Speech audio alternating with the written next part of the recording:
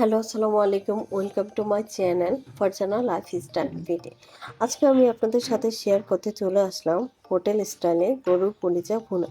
চলুন দেখে নিই রেসিপিটা। প্রথমে আমি কড়াইতে তেল দিয়ে দিলাম। এখন পেঁয়াজ কুচি দিয়ে দেব। এরপর লং, এলাচি, দারচিনি ও তেজপাতা দিয়ে নিব। এখন রসুন বাটা, পেঁয়াজ বাটা ও আদা বাটা দিয়ে কষিয়ে নেব। এরপর হলুদ গুঁড়া, মরিচ গুঁড়া, ধনিয়া গুঁড়া ও জিরা গুঁড়া দিয়ে নেড়ে নিব ও সামান্য পরিমাপে একটু পানি দিয়ে দিব। মশলাগুলোকে ভালোভাবে কষিয়ে নিব। মশলাগুলোকে ভালোভাবে কষিয়ে নেওয়ার পর এর মধ্যে 1 চামচ লবণ দিয়ে দিব। এখন গরুর কলিজাগুলোকে দিয়ে ভালোভাবে মশলার সাথে মিশিয়ে নিব।